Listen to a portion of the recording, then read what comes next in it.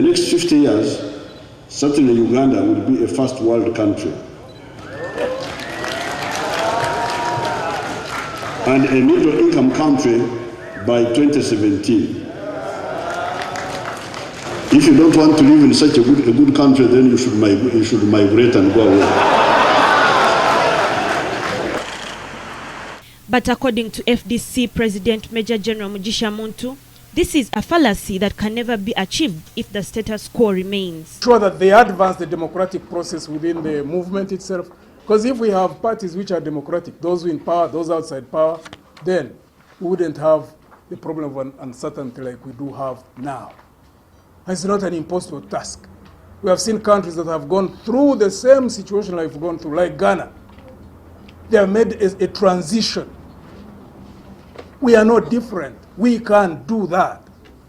The only bottleneck, of course, now is President Museveni. Major General Mugisha Muntu attacked President Museveni and the ruling NRM of governing the country on lies and deceit. He said the party has continuously deceived teachers, health workers and other civil servants on better pay and good working conditions, only for government to fail to implement the promises. Muntu, a one-time army commander and President Museveni's close ally, claims the NRM leader no longer cares in leaving a legacy despite almost 3 decades of leadership.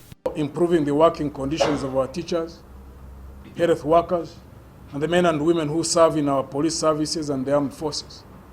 At this rate, deception and corruption could turn out to be the most enduring legacy of his presidency.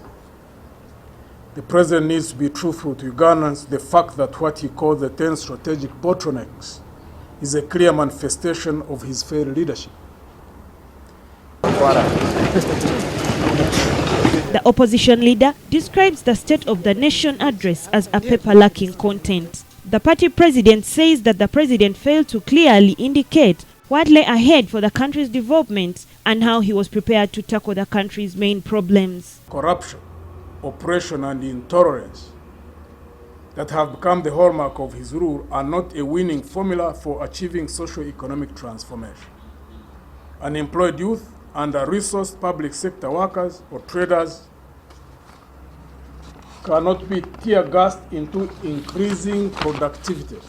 FDC says the president should have outlined new reforms in government, including downsizing the cabinet and the wastage associated with it, the high corruption in both private and public institutions, among others. You are corrupt, you are not going to hide anywhere.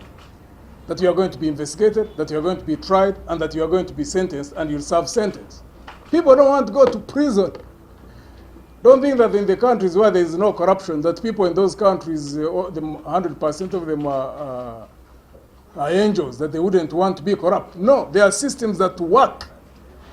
But to work a system, you must have people who are at the different levels of that system who are not corrupt themselves. That's the beginning point. Evelyn Katutu, NBS Television.